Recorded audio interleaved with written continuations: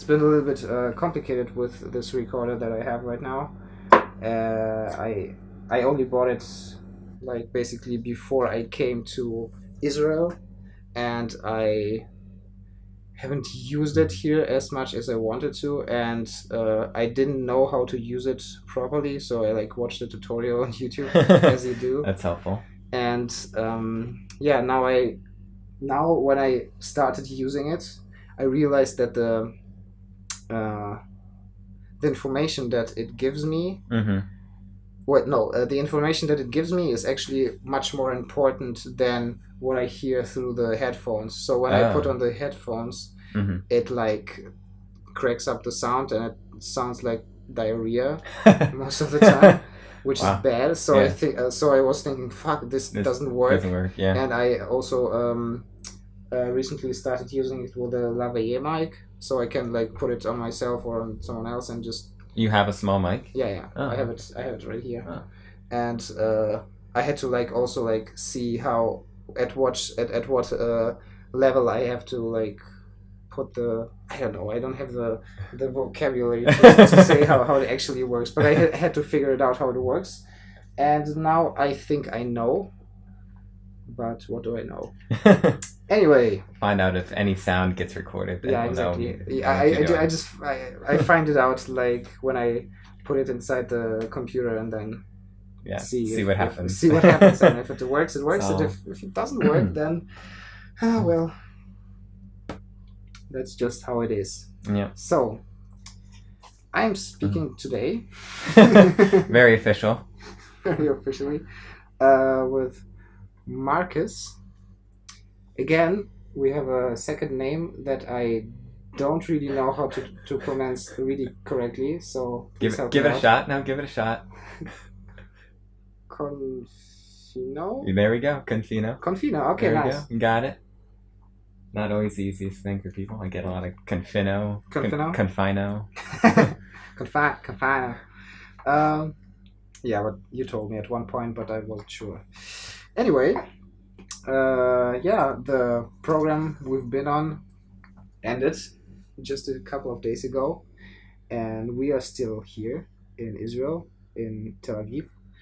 And we've been to Pride today, so what do you think about that? It was very Tel Aviv, I can tell you that. It was, we were talking earlier about how Israelis don't go halfway when they celebrate or when they don't celebrate. Like either way, they like go all out for whatever they're doing, and the Pride Parade was no different. I think they were expecting close to 200,000 people just in this parade today, and it was pretty incredible to see that many people like dressed up, all the music, all the costumes. It was pretty crazy, and something that I haven't seen anywhere else. Yeah, I feel like it was a really crazy experience, but in the best way possible, because it was so much fun. Yeah. Like I hate this term when people say it, but I don't know how to say it otherwise. The energy in the air. The atmosphere was electric. It was like, oh my god, it's so much fun. And but but it felt like that. You were there and you were like, hey, that's really fun. Well, it says something when you're hot and sweaty and packed with thousands of other people and you're still having a good time. Yeah, exactly. Yeah, it was actually pretty claustrophobic in some ways, but still it was so much fun. I mean, it took over the city. There's people on the roof, people on balconies, like shooting water down, that was cool. Streamers and stickers and all these other things. I saw like people with cameras being like looking out for like water guns because they have the expensive cameras. That's partially why I didn't bring mine, because I didn't want to have to. Yeah, I also was really afraid of to use mine, so I didn't. And I just used my iPhone, which is also alright. But yeah, it was like people everywhere and looking from their balconies and having the party in their apartments, and just like seeing that many people on the street. And like in every direction, not in every direction, we were basically on one street and like followed the flow, and it was behind us was for half a mile just packed with people, and in front of us for half a mile just packed with people, and it just didn't stop at all. No, it was pretty amazing. Yeah. And it was also like crazier than anything I saw in Germany. I always thought it would be like something like Carnival, like Rosenmontag in Germany, but yeah, that was on a different level. Yeah, especially like I enjoyed like walking down the beach and following the trucks. Like they had different stages moving down the beach. It was just a great like setting to be in, because you could just step out of the parade and you're on the Mediterranean Sea. Like you're just like on the beach there.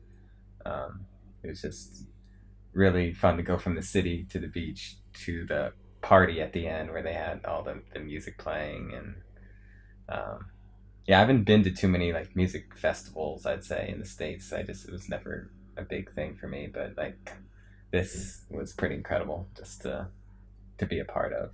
Yeah, as a friend of ours, Ellen said, like, if you want to see how a festival looks like, this is basically how it looks like. If you were wondering. Yeah. But yeah, it was like a big moving festival. Mm-hmm. Yeah. And yeah, I don't know. It was fun. It was just fun. So, but whatever. Very full day. Yeah, it was packed. We were like moving. I mean, the app told us that we actually didn't walk that much. Yeah, we only walked like 5 kilometers. 5 or 6 kilometers through the parade, but it took like 4 hours. Yeah, exactly. We were stopping and starting and weaving and dodging. Yeah, and it was in the middle of the day, so it was hot. And sun beating down. Yeah. And you guys with your ponchos on, I don't know. Yeah, but no, it was great. It works fine. Well, you had the right idea. Yeah. Just take off all your clothes underneath. And then it works. And yeah, the breeze will help you out with the heat. Yeah. No, but it was quite an experience, and it's a nice send off for like a lot of people that maybe still stayed here, or there are even programs, as I understand, that also like other programs from Masai and stuff that are ending now. Yeah. So. And some are starting now too. So it's a good way to start as well. No, it's a cool. Not festival, but parade celebration. Yeah. And it's cool that something that happens all over the world, but this happens. Is it actually on the same day? I don't think so. I don't think the New York one's today or the LA one is. I don't actually know as well. But they won't be as great as this one. No, I can tell. Party, for sure. Party in the middle of the Middle East. Yeah, it's fantastic. I wanna just for that I wanna come back, because this is like really interesting to experience that kind of like, again, hate the phrase, positive energy in the air, but it felt exactly like that. And yeah, it's fun, it's great. So visit Tel Aviv when you can, when it's Pride every June. It's amazing. Yeah, but we started at the end, but let's go back to the beginning of our program, which started in January. Yeah. And how did you get to do that, what we did here with Masai and Wujis? How did I end up here? Yeah. It's an interesting question. But, that's why. I'm sure everyone has a different answer. It's kind of nice. Yeah. Well, a year ago I did my birthright trip, and that was the first time I even thought about Israel in any kind of real way. So, and that was an amazing experience. Met 30 great people that I still stay in contact with. My tour guide I'm still in contact with him and going to Shabbat dinners and stuff. Awesome. And that really just opened my eyes to what the opportunities in Israel. So when I went back to the States, I was like going back to work and all that, looking for what I wanted to do next. And I fell into their cycle, which is not a bad thing, because they do an incredible job at marketing and making it easy for people to come back. Helping us out. Yeah. So I think it's kind of helps both sides. Yeah. And then the timing just worked out nicely. I was kind of at a place in my career where I wanted to take a little break, and I'd been in DC for 25 years, my whole life pretty much. So it was about time to see a new place and try a new profession for a little bit. So I just checked out the Masah website and I didn't have a whole lot of decision making into which program I chose. I just saw one that kind of had an internship attached to it and had an option to live in Tel Aviv. And other than that, I kind of just chose Young Judea, and it worked out pretty well. Yeah. It did work pretty well. And let's step back even one step further. Okay. How did you come to the birthright thing? It's funny, yeah. I'm always looking for ways to like change up what I'm doing. I feel like anytime I do something, the same thing for too many days in a row, it kind of it's time to do something about it. So that was what the birthright thing was. I worked for a year and a half, and I was just seeing what I could do to change it up a little bit. And a couple of my cousins had done birthright, but they're quite a bit older than I am, so they did it like 10 or 15 years ago.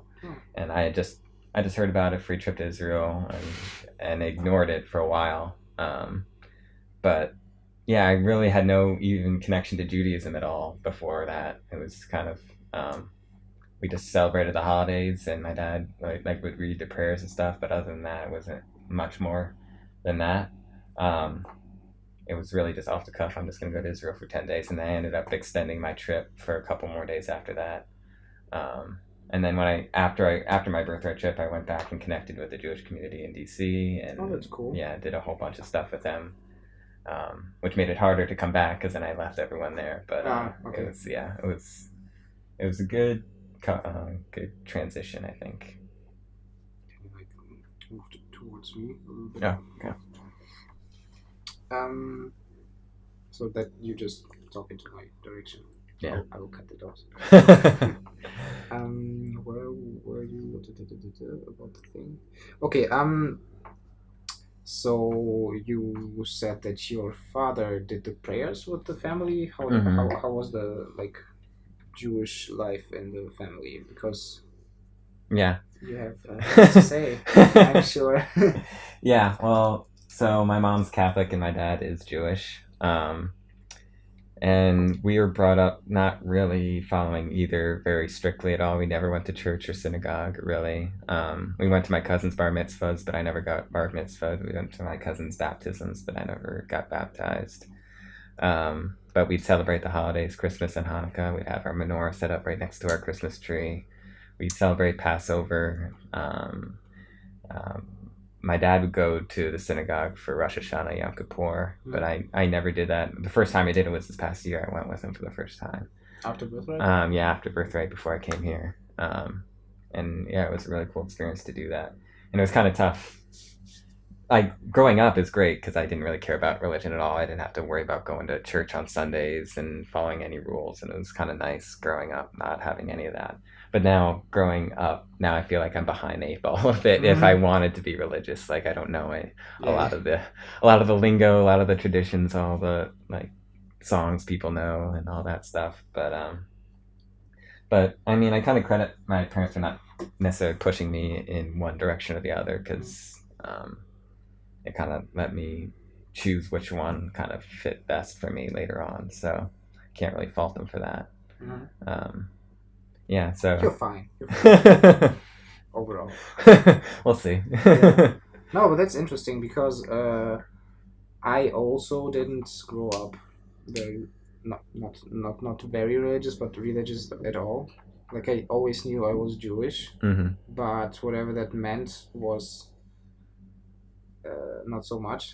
Yeah. And I remember we went to synagogue like a few times, and I never had an idea what was actually happening. It was nice, but I don't know. I kept in touch with the synagogue for reasons I don't even remember, but because I just never considered myself religious, it was for me... Actually, that's not true. Wait a second. Yeah, in Germany I grew up actually like Protestant. Wow. Okay. Because like my mother in Germany we have religious studies in school, and we can choose between Catholic and Protestant, and another thing that is ethics. This is in public school? In public school, Okay. yeah. Oh, okay. And and my mother, as she told me, decided to send me to to the Protestant Yeah. part, with the words, well, if he decides to become a priest, he at least can have children. That's my mom. Very nice. I'd like to meet her one day. Sure. Come to Germany. But and from like, I don't know, from like 6th grade till I was 18, I was considering myself a Christian Protestant of that faith. Mm-hmm. But also, like, when I was around 14, I got my first experience as like thinking about myself as also more, not more, but like knowing more about Judaism through school, through history, through whichever lessons we had in school about religion. And my first experience is going to some kind of dinners in synagogue or whatever, and for I think a good 3 years I like juggled both religions at the same time. I was I considered myself just both. I was like, well, Jesus was Jewish, and he basically, because of him there's Christianity, so why can't I be both? So there were weekends where on Friday evening I went to Shabbat, and on Sunday morning I went to church. Wow. Yeah, which was interesting. Why did I do that? I don't know. But yeah, I was trying to, I don't know, put both things together, but after a while I just left both. maybe it was a little bit overkill. Yeah. Yeah, it's interesting.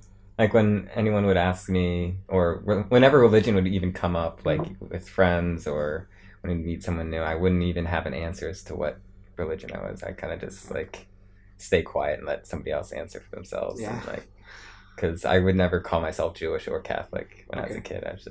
Religion was just a thing that other people did. Yeah, other people. Religion is something that other people do. That's nice. Yeah, that didn't really influence me at all. Yeah, but that's okay. I mean, for me, and yeah, when I was 18, I like became an atheist overnight at one point.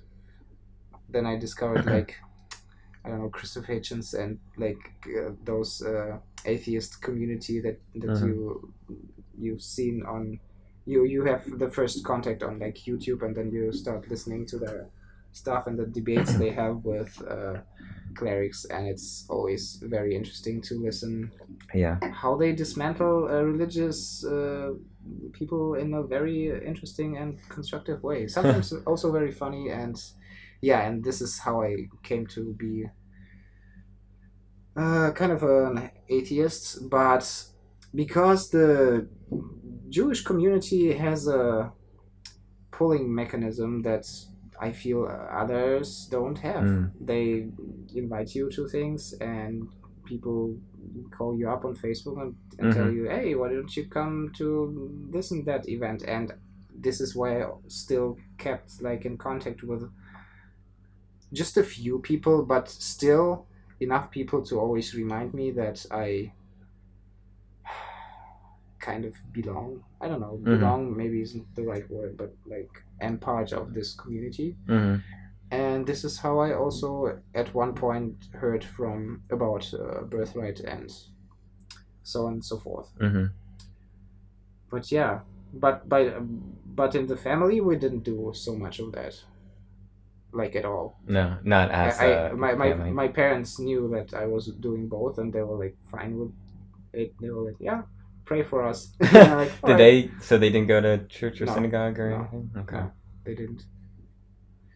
Yeah, interesting times. Yeah. But yeah, so you went then to Birthright, and yeah, what happened in the time in between Birthright and this? It was, yeah, so when I got back from Birthright, that's when I kind of connected with the Jewish community in DC, and I didn't realize there was such a strong community there. So the time in between was spent finding that community, meeting with a rabbi for the first time. There's this really progressive rabbi in DC who holds like alternative practices and alternative services for the different holidays, and really tries to make religion accessible for specifically people in their 20s and 30s. So he tries to like craft religious services or activities in a way that it will engage the younger community, because the Jewish community in the United States is kind of getting a little like diluted, or a little like more spread out or thinning out. People are becoming less and less religious, so it's more important for people to build their Jewish identity a little bit stronger. So there's this huge debate. The rabbi I've been working with, there's been a lot of pushback against his approach, because it's not the traditional approach. It's not the traditional way to practice religion, but I feel it's the only way that the religion can move forward, especially in the States, is if it evolves a little bit to adapt to the younger generation. So we held Yom Kippur services and on the second floor of a bar, like a beer garden, and just sang the songs, said the prayers, had the traditional services there, but we were just in a setting that was not necessarily a synagogue itself. But he would say, like, anywhere that you're practicing religion can become a religious place, can become a spiritual place. So it was nice. We went on a retreat just out in the middle of the wilderness, and spent 3 days just talking about both religion and non-religious identity, and that was the first time I had even thought about what religion could mean on a day-to-day basis. Religion was always kind of this abstract thing, and now it was starting to become this more real thing that could have tangible effects on my life. So from Birthright until I came here, it was kind of trying to stay involved in that community as much as possible. So I actually went like to Shabbats more regularly, and went to more community events, went to synagogue a few times. And like I mentioned before, I went to Rosh Hashanah services with my father for the first time. And so that was kind of the religious string connecting those 2 points. And other than that, I was just working my way through a career in architecture, which I enjoyed. I had a lot of fun doing it. And in a certain way, I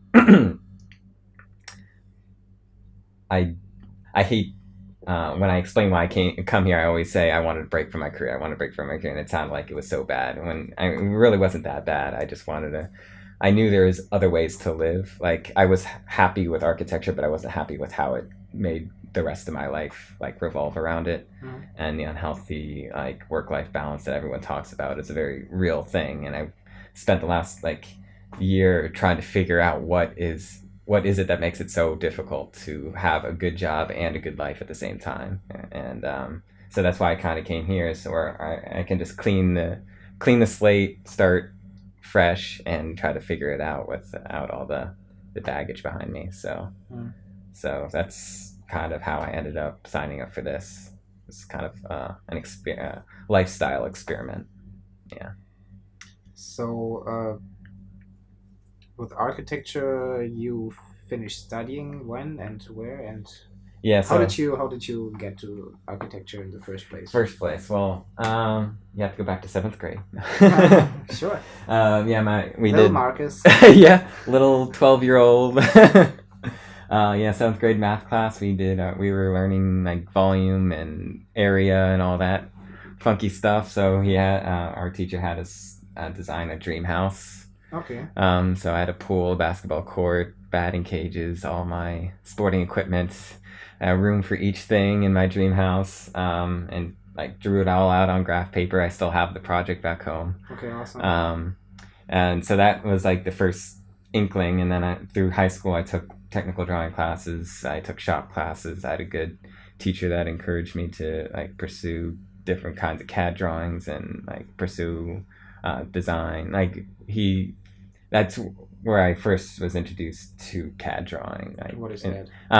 Sorry. It's the computer program that we use to draw. So there's computer aided design is what it stands for. So we did, a lot of like, it was very project based and very like one-on-one. So it was really a helpful experience as a high schooler, and it was helpful coming out of high school knowing exactly what I wanted to do in college, which not everyone has the privilege to know what they want to do and have a good university in state that offers that program. If you go to an in-state school, it's much cheaper because you've been paying taxes so long that your tuition is reduced. So I was lucky enough to have I went to Virginia Tech, and they were an in-state school with one of the top architecture programs in the country. Luckily, I got in early decision, which meant halfway through my last year in high school, I knew where I was going to college and what I was studying, which was, again, very unique in the fact that I didn't have to worry the last semester of high school what I was doing. Mm-hmm. So I went to Virginia Tech. It's a 5-year professional degree, which means after 5 years, after I've taken my test and done my experience hours, I can become a licensed architect. It's kind of a nice program in the fact that you can do just 5 years. The alternative is to do 4 years and a 2-year master. So while I don't have a master's degree, I do have a professional degree that'll allow me to practice and get my license. So I graduated in 2015, about 3 years ago. And a month after graduation, I started a job in DC. And it was good. I was very happy to get a job right out of school. Mm-hmm. Tell me about it. Yeah, it was, especially in certain industries where it's not always guaranteed that you're getting a job. I heard that architecture is a problem for a lot of people. The most people don't get a job. Well, it definitely ebbs and flows with the economy, because the construction industry definitely follows how. Okay. Like when the economy is low, there's very little construction, like a lot of reduction in building, so that trickles down obviously to the design team. But luckily, the recession, the 2008 recession, happened. But just before I went to college, and the recovery was happening while I was in college, and then when I got out, everything had kind of recovered a little bit. So I kind of timed it perfectly with that. Lucky boy. Yeah. Nice. And so you worked for a year or two? 2.5 years. 2.5. Yeah. Okay. And what did you do? What did you work on? So I worked for a company called Perkins Eastman. They are one of the largest architecture firms. Over 1,000 employees worldwide. Wow. And my office in DC had a little over 100 people.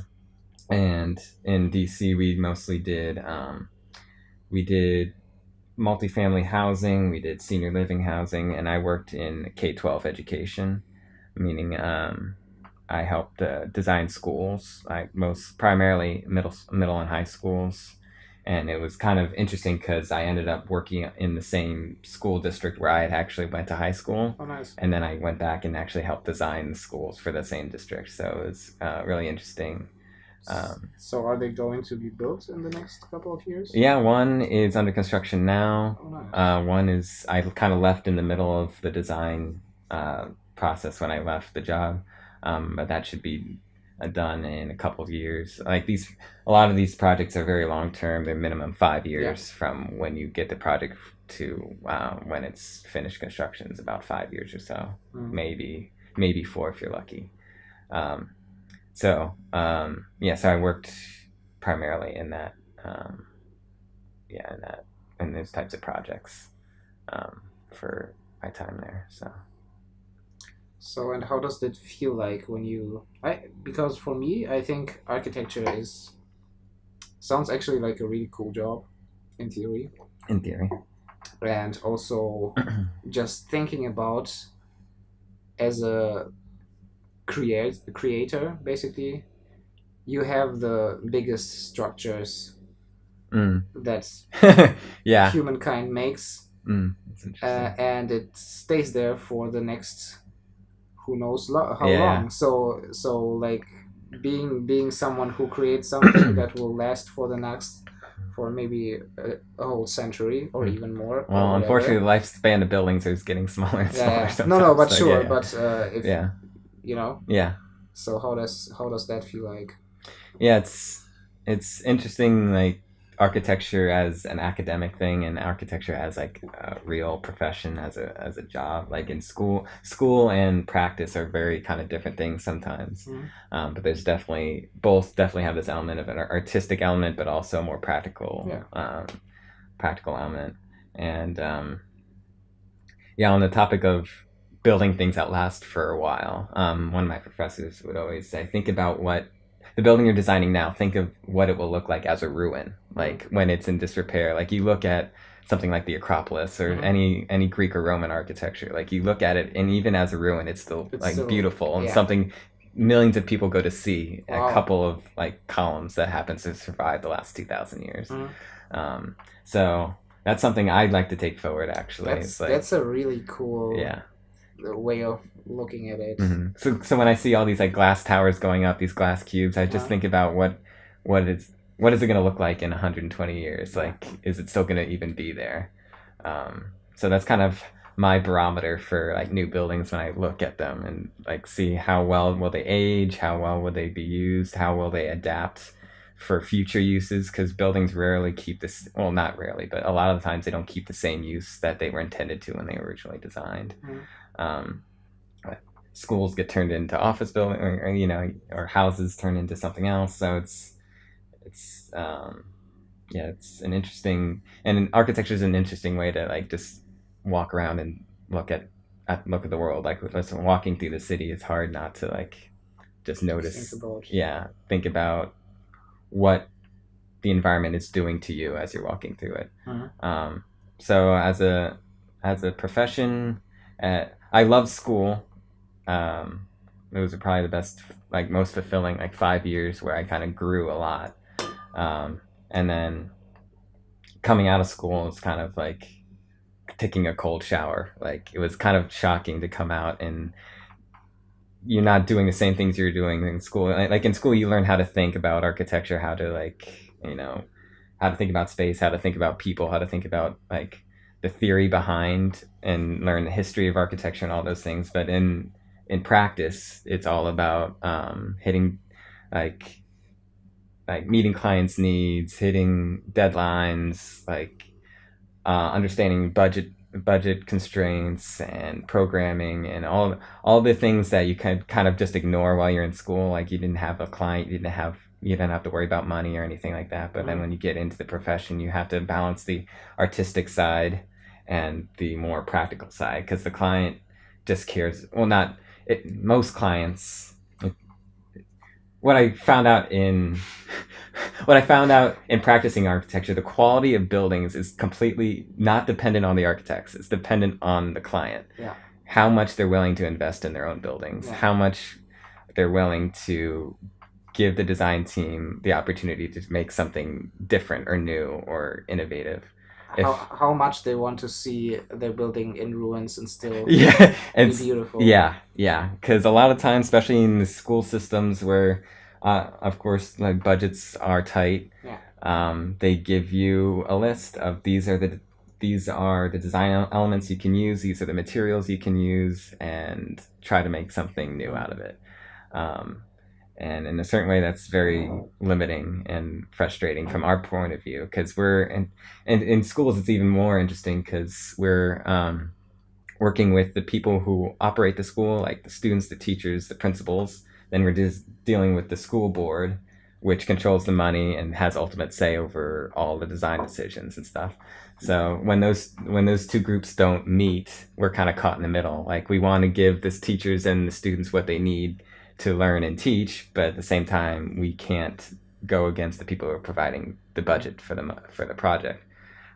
So that was the other thing you learn once you get into the profession, is all the relationships. It's never just one architect, one client, and one builder. You've got the architect with all his engineer consultants and subcontractors, and then you got the client and the client representative and the people and the investors in the project, and then of course you have the construction team, which is an infinite field of people that may or may not do their job well. So those are probably the most shocking things, or most like evident things that were different coming out of school. So in my high school, we had like really shitty rooms. Technically they were not working fine. So we had those lights that they installed, which were like tracking movements. Okay. So if like people are writing tests and not moving, they went out. So who is to blame for this? Not the architect, I promise. No. No, that's funny. Yeah, I mean, the architect had to spec the lights. They had to put them in the drawings. Who ultimately made the decision to do that it could be anyone. It could have been architect. It could have been the client wanting to save money on utility bills. Yeah. It could be they originally had lights that would stay on all the time, but then something happened with the budget. They had to cut something out, so they cut out lights 24 hours a day. I don't know. No, that was bad. That was a bad decision. So that's why you failed all your tests. You couldn't see the paper. Yes, exactly. That's why I was so bad in school, always. Yeah, no, it was fine. Yeah. But I have to blame someone. So, like, how is it then being an architect as an artistic form of expression? Mm-hmm. There's not much. It doesn't sound like there's much space for that in the job that you had. Mm. Was that the reason why you had problems? Yeah, it's a tough thing to answer because it's something I've been trying to figure out for a while. Like, architecture can be practiced. Yeah, I mean, architecture can be practiced in a multitude of different ways. There's so many different companies and firms that do all different types of projects and run their companies in so many different ways. And the company I worked for had more of a corporate structure. So we had principals at the top, associate principals. It was very hierarchical, very kind of, architecture was run definitely as a business. It wasn't necessarily run specifically as an art or as any other kind of pursuit. It was pretty much, we need to make a profit. These are the projects we have, and these are the profit margins we need to reach, and these are the people that can be on these projects. What always amazed me is like some of the most qualified people for a certain task on a project couldn't be on the project because they quote unquote cost too much. Mm-hmm. Like the lead designer on my project could only spend 4 hours a week on it because his billable hours were so high. And I might take 3 times as long to do his work, but I cost like an eighth of what he does. Yeah. So they'd rather me, struggle through it. But yeah. So I guess I guess it's just a matter of finding the right environment where there is value placed on the art. I hate using the artistic side because it sounds like vanity. Like architects. I don't think so. We like to make things pretty, but it's more than that. Like, yeah, sure, but anyone can design a box and put students in it. Yeah. It takes a certain kind of thinking about space and light and color and material and all these things that contribute to an experience. And it takes a designer to be able to put all those elements together in a pleasing way, but also functions and also meets all these other requirements. So that's why I kind of want to go, if and when I go back to architecture, I want to do like start off on smaller scale projects where I can actually get into the details of drinking wine during the podcast, that's okay. I can do whatever architects I want. like to drink, so We can do whatever we want. We are grown-ass men. There we go. Cheers to grown-ass men. Yeah, but like with large-scale projects, you just don't have the time to pay attention to every single detail. So a lot of things become generic. You pick things that you've done before. You kind of streamline things, and which is necessary. If not every project can be a masterpiece and well detailed and everything that ideally it would be, or otherwise nothing would ever get built. Yeah. But how many buildings would there be like? I mean, if architects had their way, we'd make one building a year and just make it as finely detailed as possible. But that's not really practical. But we'll see. I think my next challenge is just finding a place, whether it's an architecture firm or there's alternative design firms out there. Because here in Tel Aviv, when you came to the internship, you were doing something else. Yeah. So you wanted to change a change of pace, and you got it. So what was it, and how was it, and what did you do? Yeah. So coming here, I had the option. I mean, what was nice about this program is that you could you give them your interests and they kind of find positions for you. So I could have chosen architecture. I could have chosen another kind of design profession to do my internship in, but I decided I wanted to try film production, which is always something that kind of interested me in school. I did kind of some of my own little very rough student videos when I was doing my thesis my last year. And I kind of wanted to, if I wasn't going to do architecture, I wanted to do something I was definitely interested in, still had an artistic side to it, still had a technical side to it, and still related to architecture in some way. So my goal was always to try to find the intersection between film and architecture. And I think there definitely is one. But coming here, film production, I'd say I worked on documentaries. And if I'm going to find that connection between architecture and film, I think it lies within architectural documentary. That's awesome. Yeah. I was just 2 days ago. I was with my friend Nadia in Jerusalem, and I was thinking about wanting to make a small documentary about the white stone that is used in those buildings that are everywhere, because like this is such great material. It looks amazing, as I think, but also when you touch it during the hottest days of the summer, which are plenty hot, they are still cold, and I like thought about maybe in the future to have a possibility to make like a small documentary about how those stones are being where they get them from, and how they're used, how they are built into buildings. Yeah, I mean that's architecture 101, is use the material as your like thermal use the properties as a thermal break or barrier, like it seems to work with that stone. It absorbs heat and reflects heat. Do you know which stone? Like you know what? It's some sort of Israeli limestone. I don't know. Limestone. Okay. I don't know the exact type, but because every time I was because you see it in Jerusalem, also here in Tel Aviv actually. In some of the buildings. In some of the buildings, and I think it looks so amazing, and just how it works is pretty damn cool. And cool. Yeah, and it makes the whole city feel cool. Okay, cool. Yeah, all right. I got the pun. Don't worry. I was trying to talk over it so we can get past it, but we can bring it back if you want. No, I wanted everyone to know that I made a joke that wasn't actually Vasily is funny, in case you didn't realize.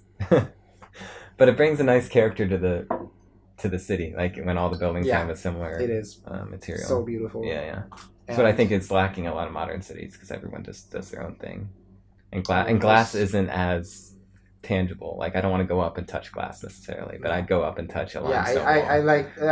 I actually like to touch those limestone walls to feel like, oh, it's so cool. Yeah. During the day while it's 35 degrees Celsius. Thank you. Fahrenheit, it will be like 90. Yeah. Right? Yeah, something about like that. Yeah. But yeah. Yeah. We can talk about making a limestone movie together. There we go. It's cool. It's nice. I think it's. Yeah, that's what I realized during the time here, is that I want to make projects that I'm also like passionate about. It's really hard for me to concentrate on work that I don't care about, which will be a big struggle, because there's a lot of stuff. Try doing that. Yeah. But yeah. But you can always tell when somebody is doing something they don't enjoy doing, and you can always tell when somebody does what they're enjoying. Exactly. Yeah. And enjoys what they're doing. Yeah, it's hard, but yeah, let's do a limestone movie together. We'll call it Limestone. There we go. We just need one cast member. A piece of stone. We can have like an animated piece of stone that's like, hey guys. Put a face on it. Yeah. Animated like very badly in After Effects. Yeah. So overall, what did you do in your job then that you had there, and how did you start? What were like the first struggles? Was it something that you explicitly wanted to do? It, like you said, you wanted to do something in that field, but how did you come to wherever you came? Yeah, so I wanted to do something in film, and I felt like film production was broad enough where I could explore different aspects of film. And I really, when I saw that there was an opportunity to work on documentaries, I kind of jumped at it. So I only actually interviewed with the one company I ended up working for, and I didn't really talk to anybody else. But as far as what I did while I was working there, having no professional background in film at all kind of meant that, and I not speaking Hebrew meant there was definitely challenges early on as to how much I could do. So early on, it was a lot of office work, meeting people, meeting the directors as they came in, meeting all the soundmen and the cameramen that we work with, kind of doing interny things like doing invoices and logging receipts and all those things. But while doing those things, you see all the things that go into making a film, like all the food that you have to buy, like all the equipment you have to reserve, all the permits you have to get, all the releases that you have to make sure you get people to sign when they accidentally get in a shot. So you kind of doing those early tasks kind of just exposed me to, like, it's not just a cameraman and a subject, it's hundreds of people behind the camera watching it happen, helping make it happen. But as I got more familiar with the types of projects we were doing, that's the other thing, which is kind of helpful. Like in architecture, you kind of become very intimately involved with the project you're working on. And this is the same thing in film. Once, like, it's very important to like get into the meat of what the film is, even in the production side, even if you're not directly involved in the creative side of it. You have to understand like the director's goals, the what the movie is trying to explain, and one person I talked to kind of almost fairly recently is don't mistake documentaries as reality necessarily, because even though documentaries don't have a script and they don't necessarily have like all the they're not scripted, but there's definitely a message. There's definitely a focus for films. You show some things and not others. You highlight things. You know. So I forgot exactly where I was going that, but that's okay. That's fine. Yeah. So working on the production team was, especially a small production team, helped me like do a lot of different tasks as I kind of became more familiar with the projects. That's where I was going with it. Yeah, so as I become more familiar with the different projects we're working on, I would then be able to help submit them to funds and film festivals and things like that. So a lot of our job as a production team was to secure funding for development, production, and post-production. So I did a lot of... I watched all the documentaries, obviously, became familiar with the characters, so I could then describe them to the people we're trying to get support from. So it was one of the other challenging things was like my coworkers would obviously like write a lot of this stuff in Hebrew and then translate into English, and then I would be there to kind of help polish it off in its final like English form, which is surprisingly challenging. Since Hebrew is such a more direct language, and in English we have like a lot of different ways to say different things. So finding the right word sometimes is a little difficult when given a direct translation from Hebrew, where it made sense in Hebrew, but there's a few different ways that it could be phrased in English. So it's hard to think of an example right now, but how did you play into this, as you don't know Hebrew? Yeah, so they would like either they would directly translate from Hebrew to English, and then I would kind of rewrite it knowing what their intent was, or I would work with them on what the intent of the piece was, and then I would just write it in English. So was it scripts? No, it was more like synopsis. What is the film about? What are the goals? Why are we pursuing this project? And then why should they give us funds? And like what are the issues that are covered by this film? It varied from depending on who you're submitting to, what kind of things they wanted, but there's always the basic description of what the film is. Yeah. So that was a large chunk of what I did, and then occasionally I'd get to go on shoot days and be part of the production team. And could you also film? And what did you do there? What I worked as a production assistant, so it was mostly either we did a lot of scouting, so we'd go to locations ahead of time, make sure things were where we thought they were, like we knew the directions and how to get places, so when we had the whole team with us, we wouldn't get lost, which is interesting. One story, we went to Mount Olives in Jerusalem, the largest cemetery, and we had to find a single grave there. All right. Yeah. So me and the other production assistant had to go the night before and like search through thousands of graves. Luckily, there is an electronic log of everything with locations, but it's not 100% accurate. Okay. So we started off on the wrong side of the mountain, but eventually we wove our way through all of them and eventually found it. So the next day we could just go directly there and know, and we wouldn't have to drag everyone through it. So that was a large part of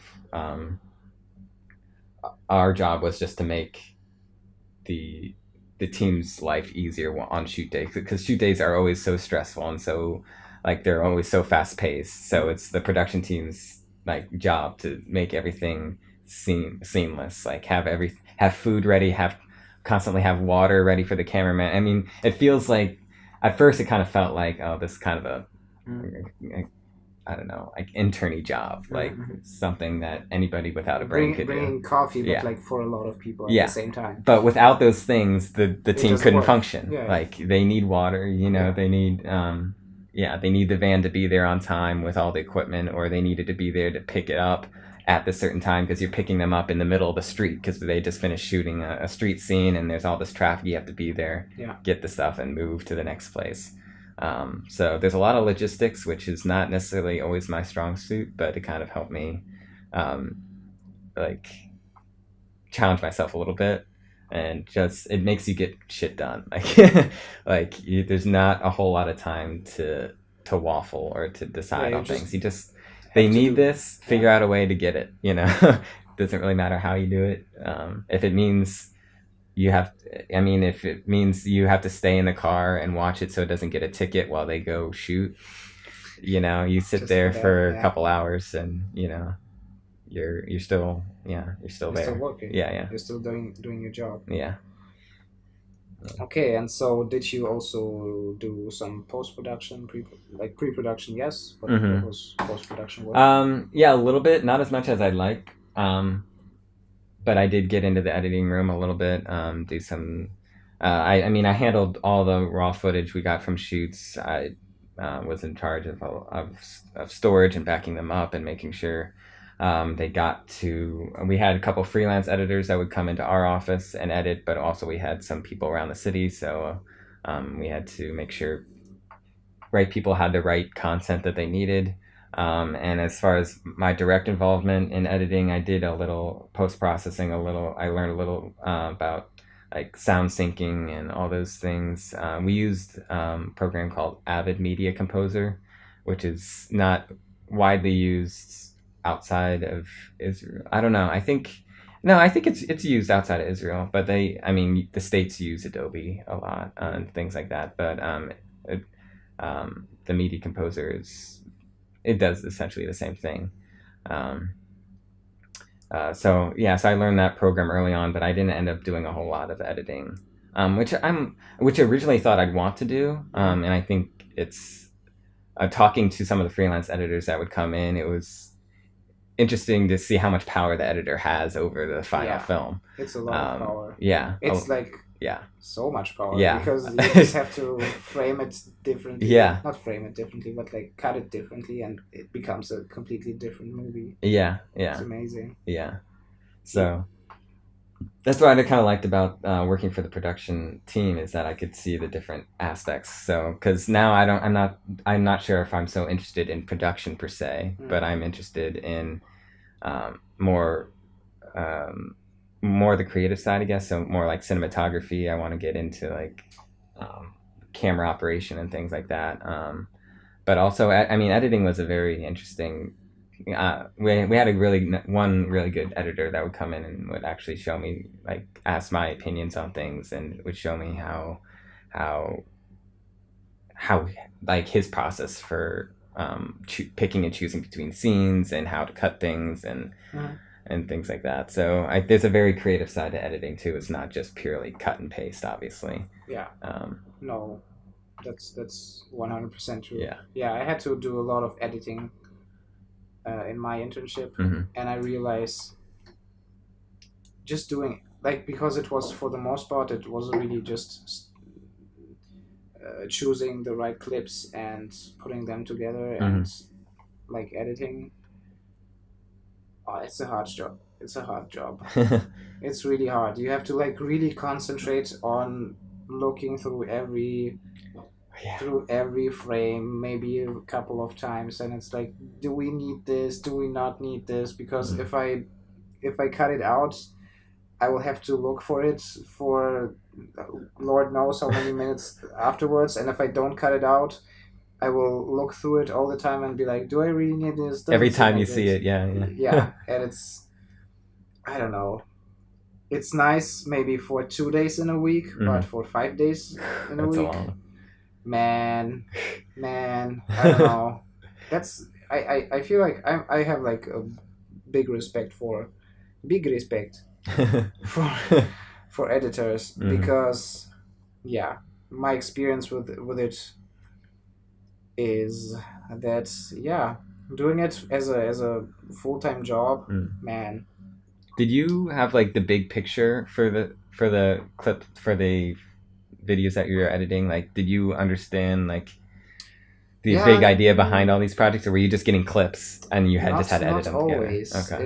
In my job that I did in my internship, it was sometimes in the last project that in the very last one I got a script, and I worked with the script, and I totally messed it up because I completely interpreted it wrong. Okay. So I don't know what he did with it because I left. Good timing, I guess. No, it was fine. It was fine. But yeah, you have to learn those things. And what I had was like, I remember my first job there was for it was a lady who had a saloon and had like a lot of new beauty products and machinery that is used for many things. And I remember the first day looking through the footage and being like, wow, that's a lot of footage for I only had to make like a 15-second clip, and it was such a hard first day. I remember it like very clearly. Yeah, did you have like hours of footage that you had to like cut? Yeah, basically. Yeah. You my boss basically came, and he was very nice and like explained to me what I have to do, and everything was fine. But like being really confronted with it and just doing it, you realize, man, that's not just putting pictures together. Yeah. It's there's quite more to it than that. And yeah, as I said, it's quite hard. It's a lot of like brain power that goes into it, because you have to concentrate into just watching, and not only watching but seeing the right thing, and distinguish it from the wrong thing that you don't need, that you don't want to have to look over 20 times more. Yeah. And then putting it in the right order, and then seeing if it works together, and if it basically tells a story. Yeah. Because what makes a good editor is that even in a 50-second clip about a beauty saloon that he never seen and doesn't know anything about, the editor still has to have a story. However it looks like. And yeah, it's hard. It's hard. You can't just you're not just a bystander. Like, you're not just watching film clips all day. You're like, and like, as you said, as an editor, you have the power over the movie. Yeah. And if you mess it up, the movie, it's just over. Yeah, it doesn't matter how good the acting is, how good the camera operation is, how good the directing vision is. Yeah. If it's edited poorly, it's not gonna. It's just bad. Yeah. And and with that, I realized that like just purely editing is not a thing I want to do. I'm like fine with doing it. I said, as a part of a job, but if it's that for the most part, that's hard. Yeah. I like more filming, I realize, and I realize I didn't realize the last part, but that I like to make concepts, to like think about how to actually do, like, create those scripts is more interesting for me than the editing process. But yeah, you also said that you are more into going to cinematography, and you are actually quite busy with photography as well. So how did you get to that? Was it partly through architecture, or how did you get to it? Yeah, it was primarily through architecture. We, whether through our projects or other means, we always tried to find different methods to represent our work, and one of those was always model making and then photographing them. So that's where I kind of started early on in school, was making these abstract projects early on, and then eventually buildings later on. And then architectural photography is a profession in and of itself. So when I studied abroad in school, I bought my first DSLR. Abroad? I studied in Switzerland. Did you? For 4 months, yes. You never told me. I didn't tell you that? You never told I feel me. like I'm always bragging about that. No, I don't remember. I lived in Switzerland. near Lugano. Virginia Tech has an architecture school there. Awesome. So I spent a semester there. Cool. And so I bought a DSLR and traipsed around Southern Europe for a few months and took 10,000 photos or so.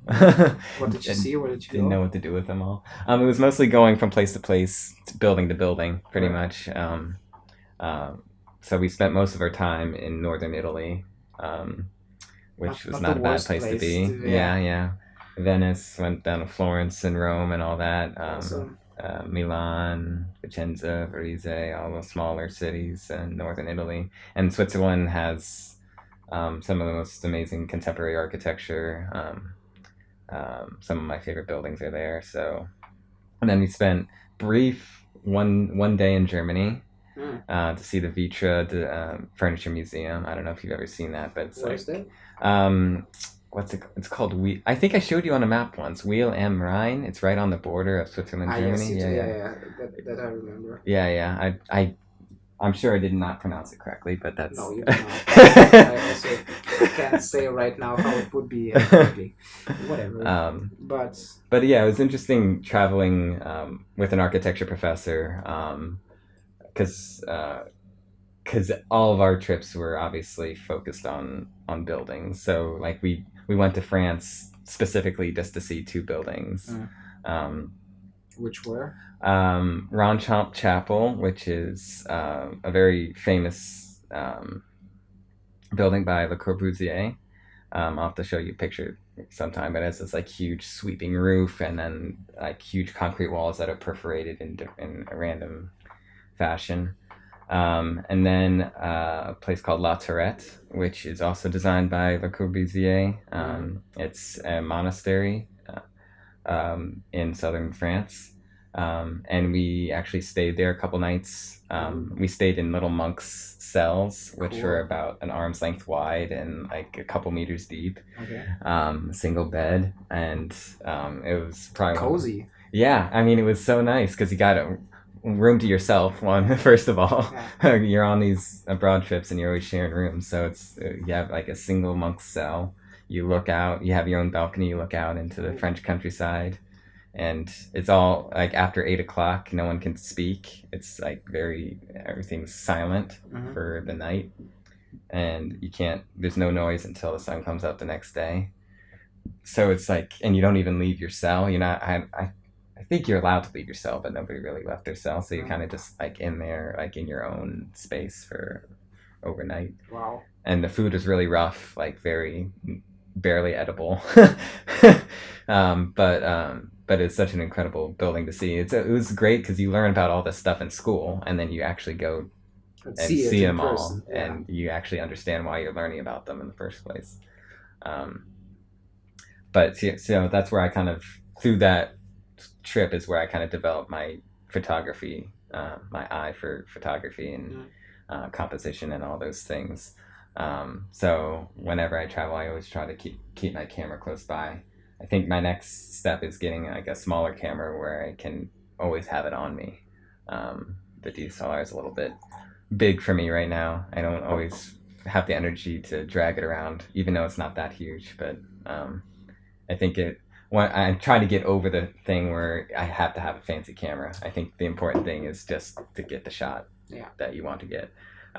So I think that's kind of why I'm drawn to cinematography too. It's like both from the photographic side, but also the architectural side. And I've also noticed now that I've watched films more, it's interesting. I was never a big movie person or film person. Like I go to the theater once in a while for one of the blockbuster films. But since I've been here and there's other people in our group that have been interested in film, I've actually been watching real films. And what I always notice is like camera movement and like sequencing and all these things. Did we watch together What did we watch together? We watched Captain America together. Yeah, no, okay, sure, yeah, I'm not talking. I don't know if that's what you're talking about. No, I was saying, Call Me by Your Name. Call Me by Your Name, yeah. That we watched together, right? Yeah, I forgot about that. That was like the first. That was the first movie we watched. Yeah. Man, that was a great movie. Yeah, that was an amazing movie. Yeah, I think that was one of the first like real movies I've watched in a long time. Really? Yeah, no, it's that I actually paid attention to. Yeah, it was great. It was hard to watch sometimes. But it was still like it was an amazing, like, very human. Yeah, love story. Very human. Very human. Like, really. They were like the characters. I like believed in them 100%. Yeah. And I also liked that. Actually, the problem, the of course, in like every story, there's some kind of like thing that the person needs to overcome, and so on and so forth. The personal challenge. Yeah, exactly. And in this movie, like, it was a summer romance. There was not like a heist or something. No explosions. Not even like a lot of drama. It was just those two people. They were filming life, as it unfolded. Yeah, and they were like, they were both in like basically very privileged situations with like little to no other responsibility, problems, but they're like their relationship to each other, and it still made for a great love story. Yeah, and I really enjoyed it in that way, that I saw that there isn't like a big arc of like there's a third person that someone falls in love with, and like all this kind of stuff that happens in different adds drama movies. to the story. Yeah, exactly. Yeah. There was no need for it, and it was still great. Yeah. And that's why Call Me by Your Name was a good experience together. I think it's very important to understand why good movies are good. Yeah, and it's not always easy, because a movie like that, it's like you just watch it and you're enjoying it, and at the end you're like, wow, that was a good movie. How did they do that? Yeah.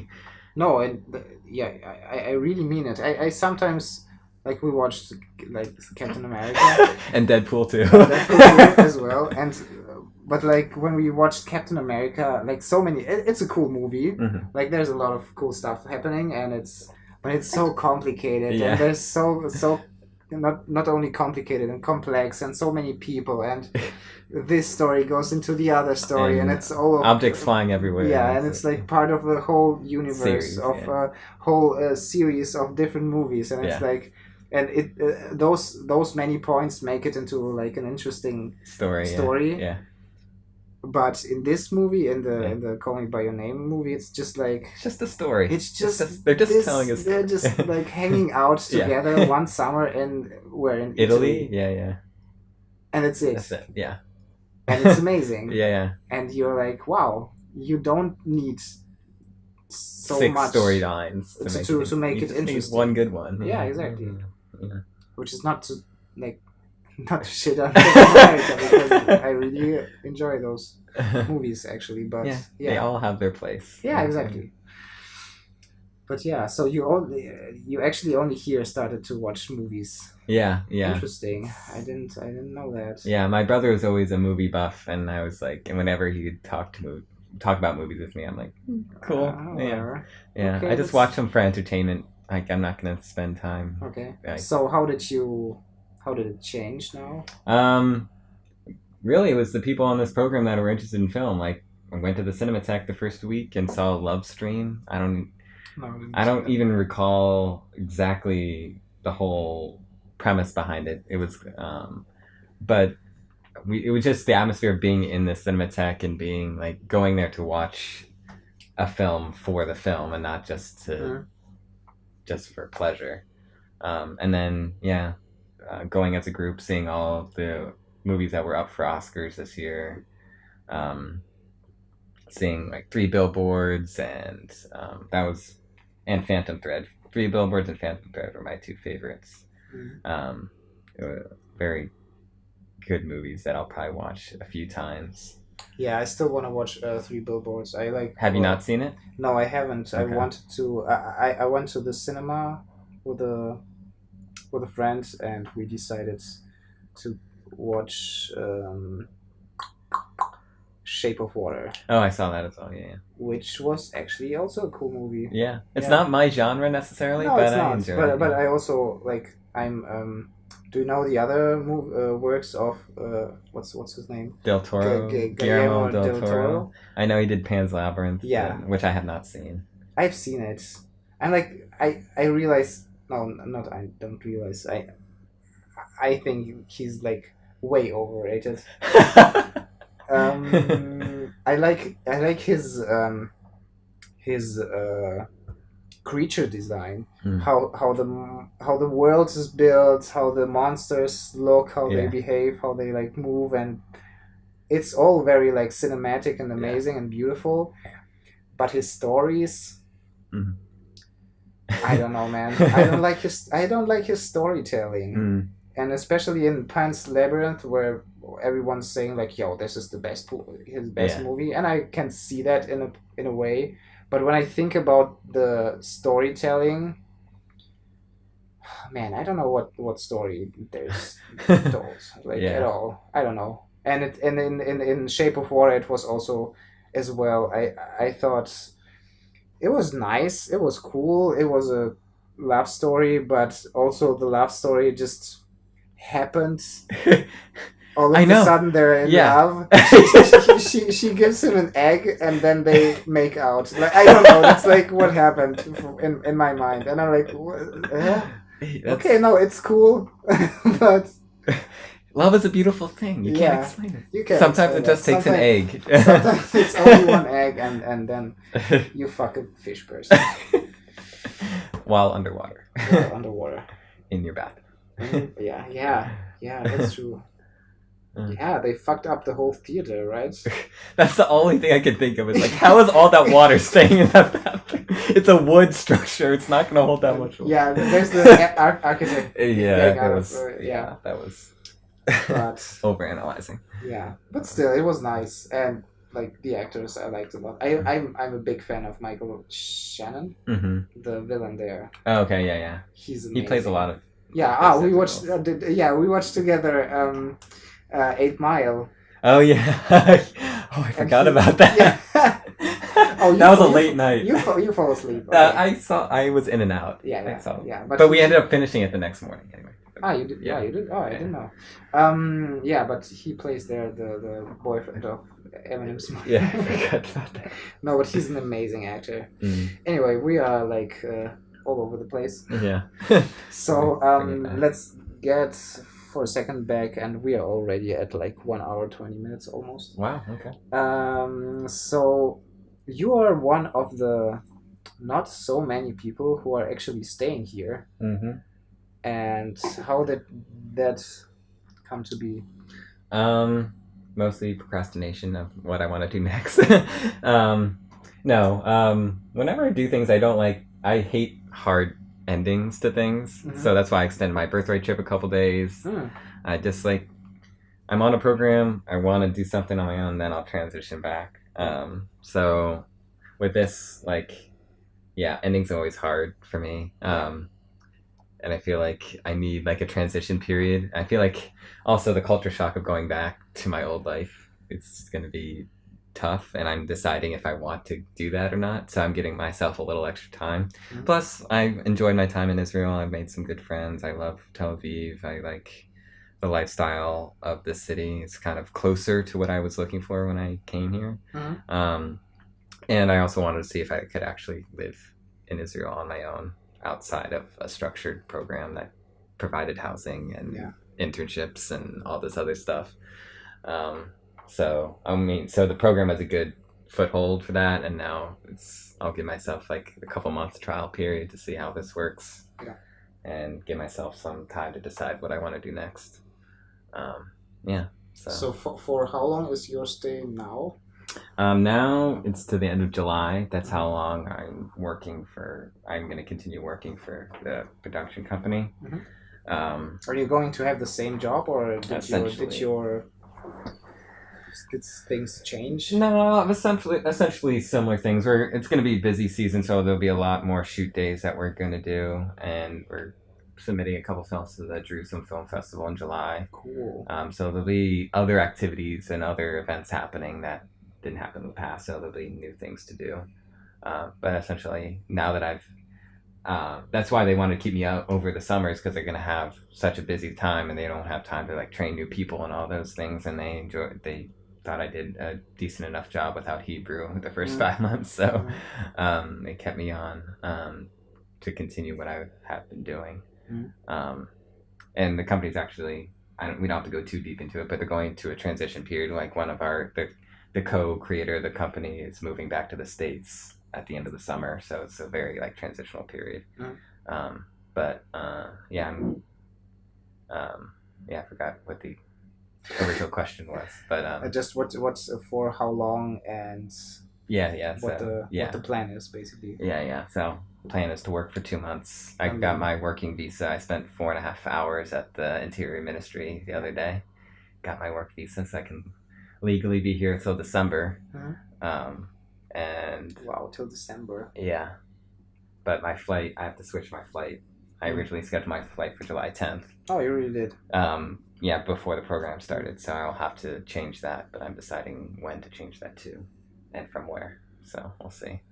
Cool. So are you thinking about basically also staying even longer, or doing the Aliyah thing? Definitely everyone's been talking about. Definitely not Aliyah right away. Yeah. I'm kind of enjoying living month to month. Like it's okay. It's not necessarily sustainable for long periods of time, but it's kind of nice on the brain. A lot of people, like when I tell them I don't know what I'm doing in 2 months, they look at me like I'm insane. And I'm like, I think you're insane because you know what you're going to do every day for the next 5 years. So it's a very interesting dynamic there. But Aliyah, probably not right away. If I end up going back to grad school, they have good film and architecture programs in Israel. Oh, wow. I went up to the Technion a while ago and talked to an architecture professor up there about the graduate programs there. And Bezalel in Jerusalem has good film, and Tel-Aviv University has a film program, and so does Bezalel. They have an architecture program in Jerusalem. So there's some decent universities here. So that would probably be the main draw to come back here. But yeah, I don't know if I could live here permanently, but we'll see. How's your Hebrew? Kutzat? Is that the word? No, that's... I don't know. I'm asking the wrong person. No, that's probably one of the more disappointing parts. Like, I picked up enough, and I probably know more than I think I do if I would just get off my ass and do it. Yeah. But yeah, if I ever lived here for more extended periods of time, I'd have to know Hebrew. Like you can get by here fine without it, but you can. You actually can, but it doesn't feel. It doesn't right. feel right. Yeah, it doesn't feel real. Like it'd be so nice just to feel comfortable. To know what they are saying. Yeah. When they're talking to you. Yeah. If I get more than one sentence deep in a conversation, it's like, over. Shit, it's over now. And now, how's your day? Yes, very good. Anglit,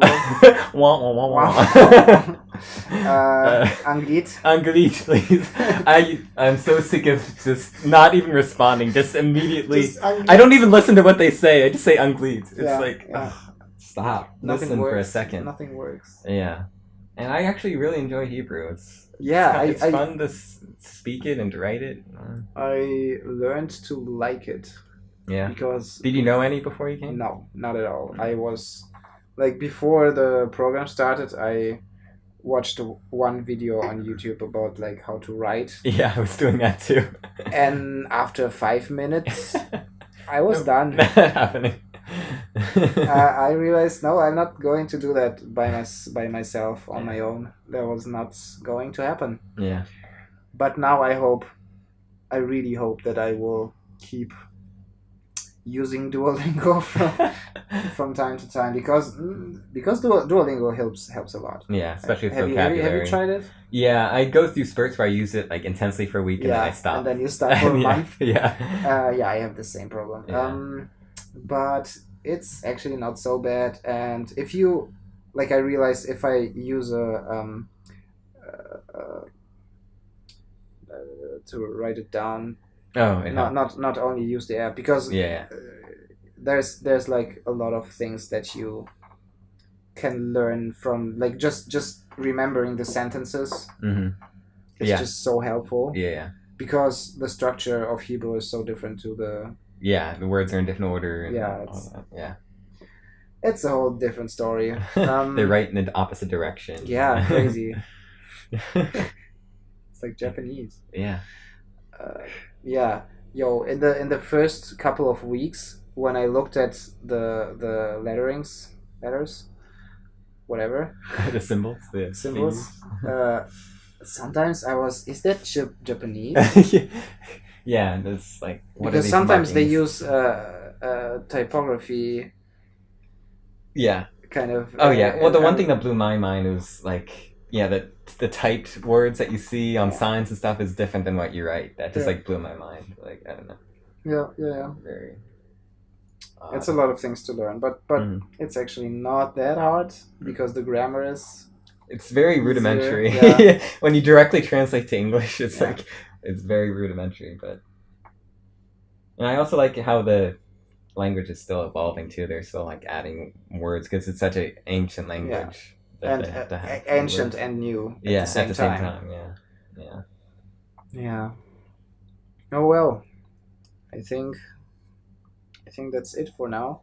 Okay. You got any other things to talk about? What do you think?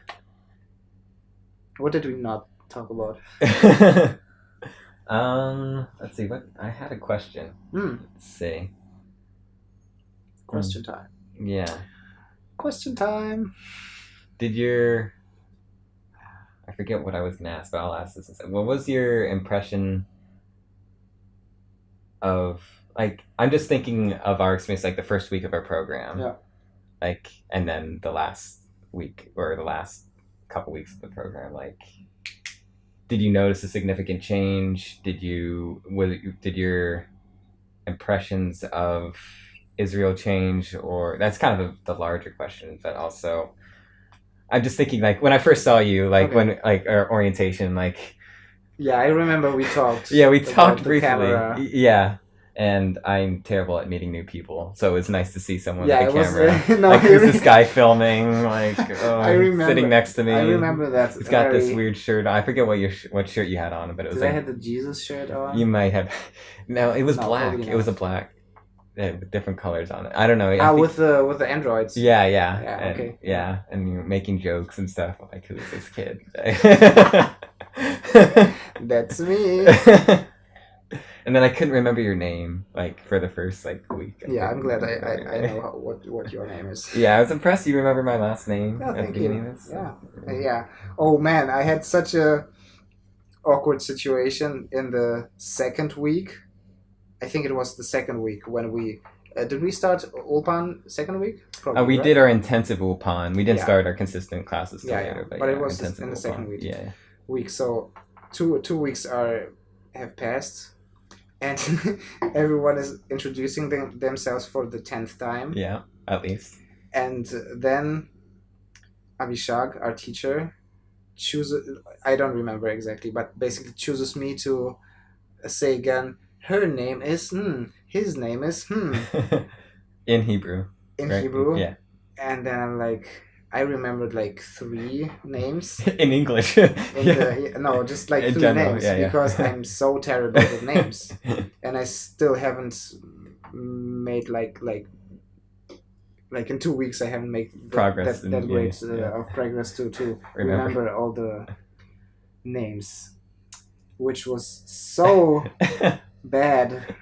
I hate not remembering. It was so bad. Like, everyone was like shocked. They were looking at me like, you don't know my name? Wow, that was so embarrassing. That was amazing. And now I like feel it. And I talk about it, I'm like, oh, that's painful. Yeah. No, it was really painful. And But after that, I remembered all the names. Yeah, when you have a traumatic experience, it was so traumatic that I remembered all the names. So maybe you just have to afterwards. traumatize yourself every time you meet someone. Yeah, that's how it works. Otherwise, I just don't learn. No, only one way to learn. Oh. Okay, so back to your question.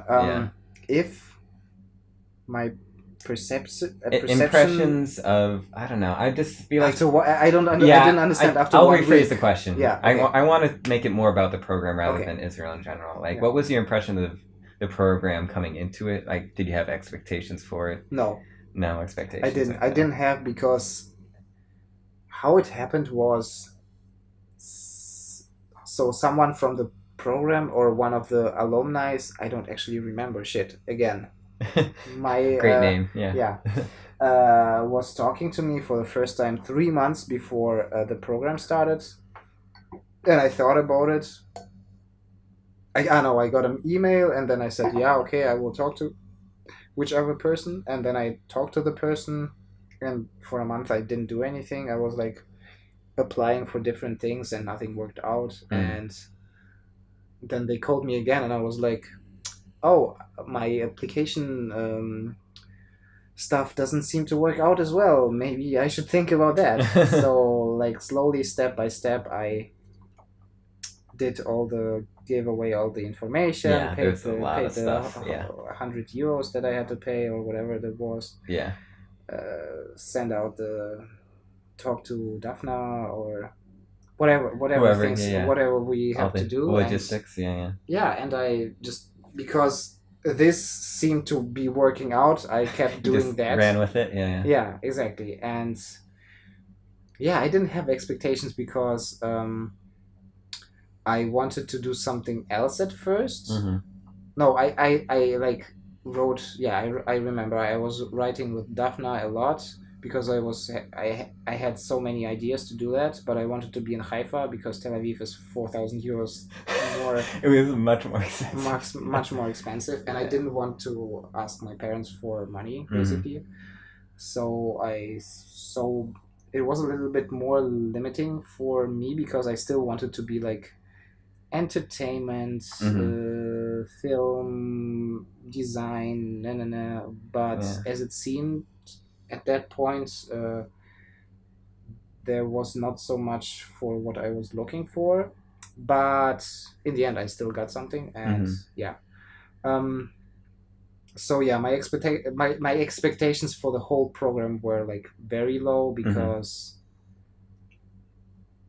I don't know, it just because it just happened in a way. I just winged it. I kind of did the same. And I just thought, okay, we'll see what happens in the next 5 months. And just looking back at it, it was a crazy time, man. I gotta say, no, it was a good decision. Like really good. Even though I feel like professionally I didn't move on as far as I would have wanted to move. Just the experience of everything was very significant. As it seems it was for you. Well, the reason I kind of asked that type of question is like the follow-up to that is, was it successful? And I asked that because, like, going back to the States or going back home or wherever you're going, I know people are going to ask, oh, how was it? How'd it go?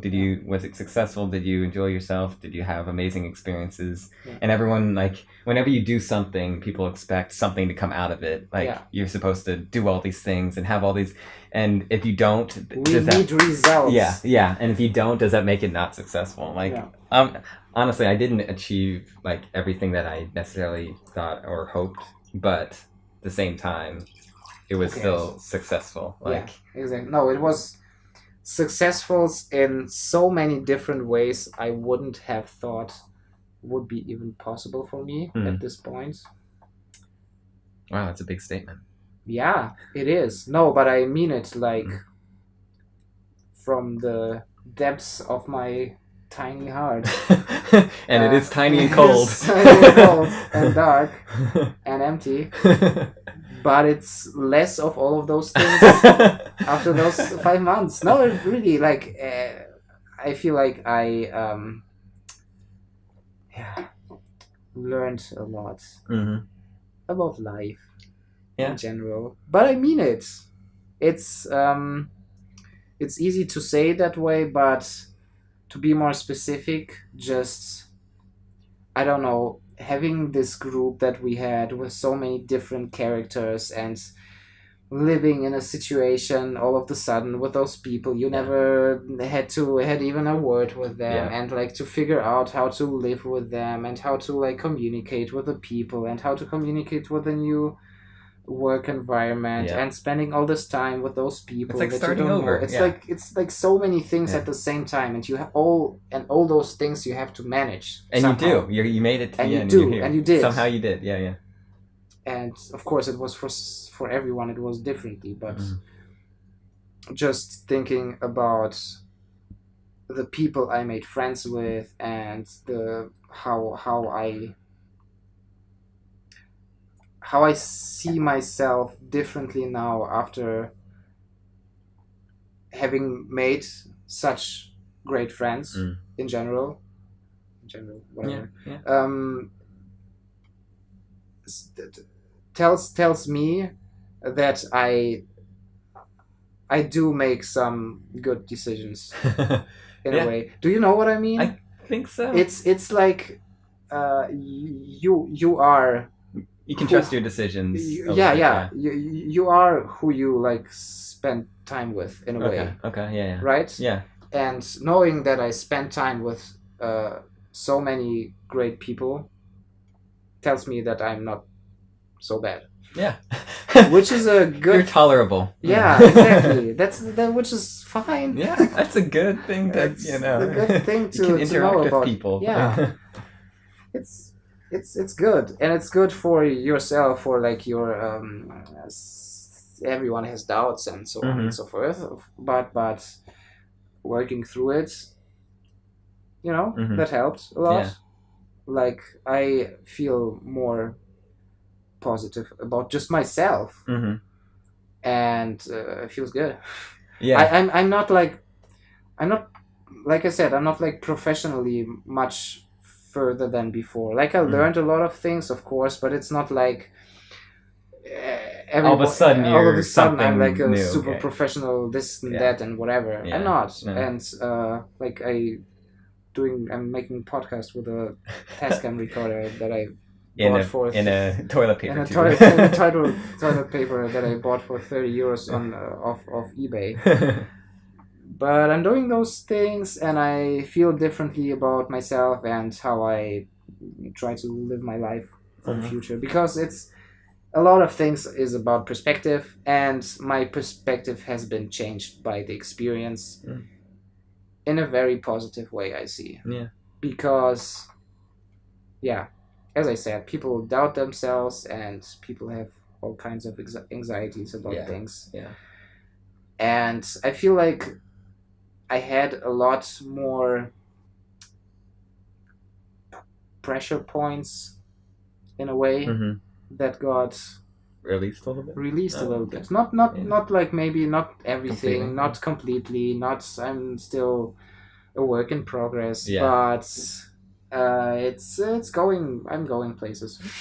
All right. I hope you heard that here first. Vasily Kronoson's going places. I hope so.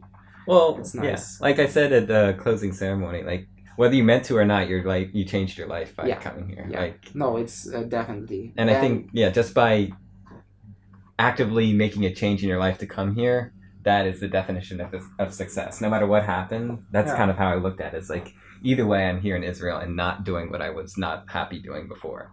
So. No, and basically, I didn't see anyone who was like, yo, fuck this program. There were days when people there were thought, flashes, fuck this program. Yeah. But in general, just... Whether you got something out of it. Yeah, you got something out, you made friends, you made enemies, you learned about what you want to do in life, what you don't want to do in life. You learned things about people that you did and did not want to know. So many things you didn't want to know. But it's okay. And it's good. And it's helpful. And yeah, it's good. It was a great time. It's something I will, if I have the chance, recommend to other people. Yeah, So absolutely. much. Yeah. Yeah, it's great. No, it's amazing. I'm so happy that I did that, and yeah, it seems like you are as well. Yeah. It's it's a little hard to describe. Like, I think it'll take a little bit, Sometime, yeah, or just a lot of time. a lot of time. It's always interesting to look back on. Like, now I look back on my experience study abroad in a certain way, differently than when it was just over. I yeah I yeah I this yo will I continue. had the same because I was also in an abroad semester. I had also a semester abroad. I was in Slovakia. No, you didn't tell me that. Well, good that we There we go. can still learn more about one another. And which was also a great experience, but somehow this was different, Mhm. and I don't know why and Is it how. because And you're older now? Is that? maybe also, but I I can't grasp it as much as I would like to. Mm. I like really don't know how this experience was so much different than the Slovakia one, Mm. and I loved the time there, Mm. and I think about it very fondly, Mm. but still, this was differently. Yeah. Do you have like the same? Yeah, I mean, it's definitely different just from the fact that I was a student Yeah, and I I was don't know. Like studying. maybe because you're still a student, But anyway, it's still I'm still naive, but I was very naive then. Like, like I didn't know what the heck I was. It was my first time abroad. Ah. Like first time in Europe. A lot of firsts when I came here Yeah. to study. And coming here, I had some experience traveling. I had planned it for much longer. I didn't know what I was getting into, but I kind of felt like I could deal with it. Yeah, more prepared. Yeah, a little bit more prepared. Whether I was actually prepared or not is a different topic.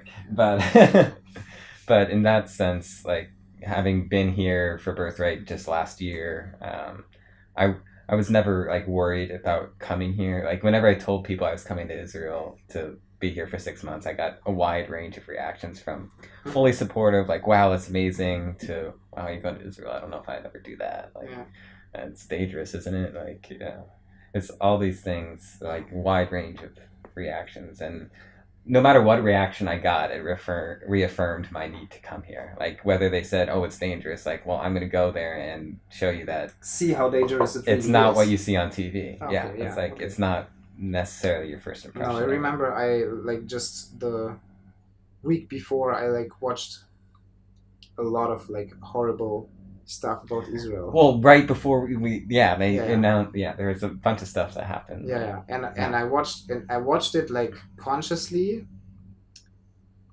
to like to why to see how bad it could be, but how it probably wouldn't be, and it wasn't. And like there's a lot of things that happen in Israel that you and I are probably not so happy about. But the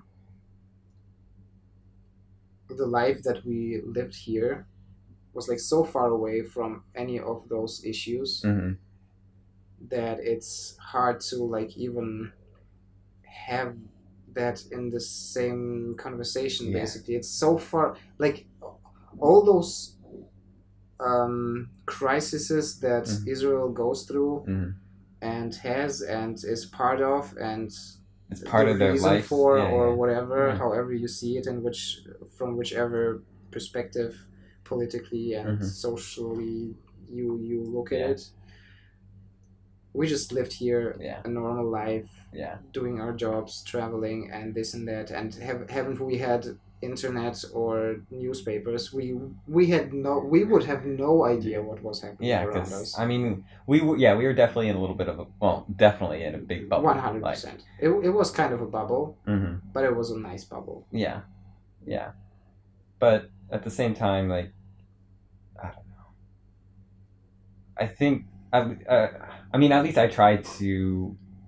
Sometimes I feel like unqualified to even talk about Israeli issues and topics, just because, like, who am I? I've been here 6 months. There's people who've lived here all their life, and they're debating it. This is their home. This is their, like, who am I to have any opinion? But on the other side, like, I'm here and I'm seeing things. I tried to get out of the bubble a little bit. Like, going to Hebron was very eye opening. Some of the group trips that we did, like to Lod and Lod was amazing. And Hadera. In Lod, for a second, we maybe can talk about it.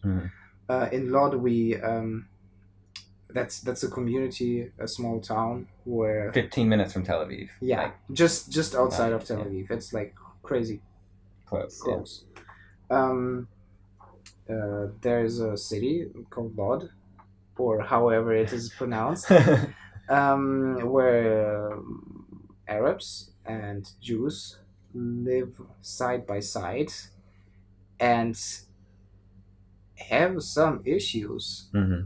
And we talked to the people who are still working in the facility of, what was that, communication between those groups or whatever. Community. They worked at the community center. Community center. Thanks. And hearing the different positions from the Jewish side, from the Arab side, and how different they were, and how they, how different they have a look at one another, and how many difficulties there are, how many issues the communities have to. What they are struggling through, it's some heavy stuff. And the frustrating part for me is that whenever I hear both sides, I understand, like, both. I can empathize with both sides, so that's why it's so complicated, because there's no clear right or wrong, obviously.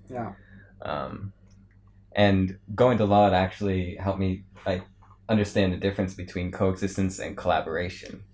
Like, which is they can live side by side and coexist, but they don't necessarily have to collaborate. And is that okay? Like, I feel like when we were there, our group was there, we're trying to get them to this idealistic place where they're always, like, they're taking classes together, having dinner together, like, being best friends. And is that necessarily the goal? Is that what needs to happen, or is coexistence enough? Like, respect for each other's boundaries and customs. Those kind of questions were, like, interesting, not even to hear the answer to, but, like, just hear the questions about what is respect, basically. How far does this respect from those two communities go?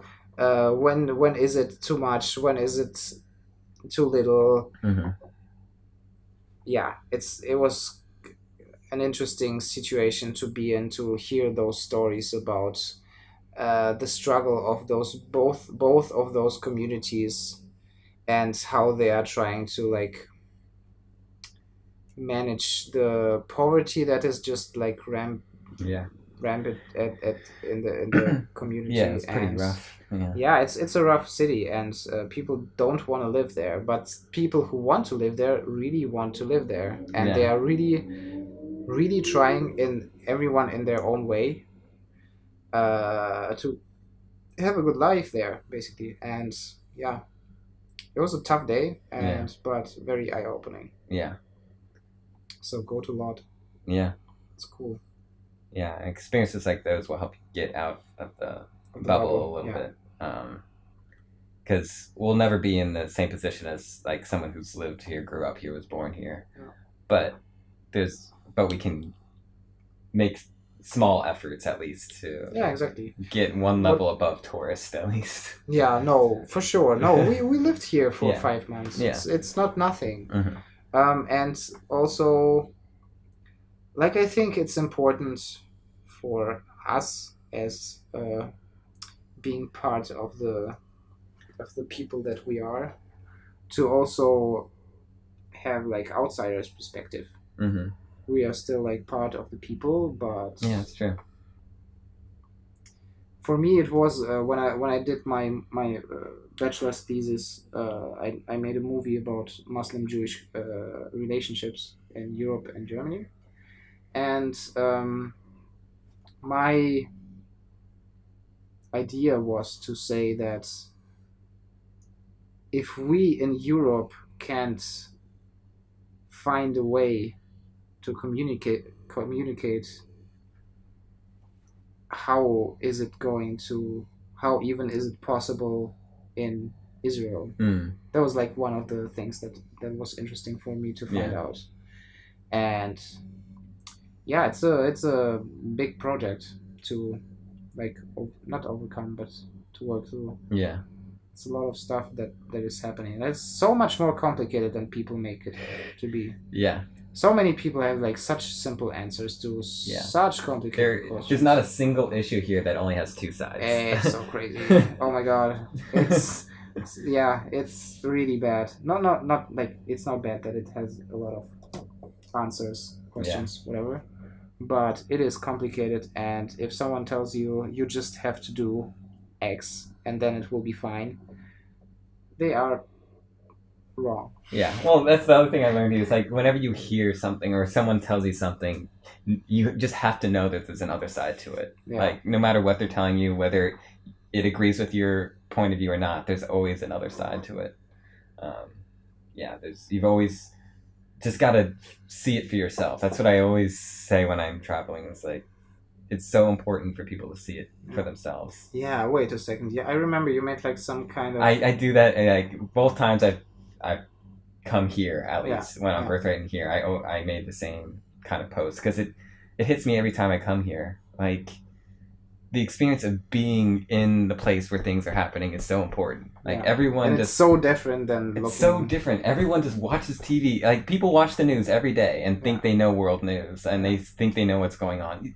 The news are the highlights, the surface level.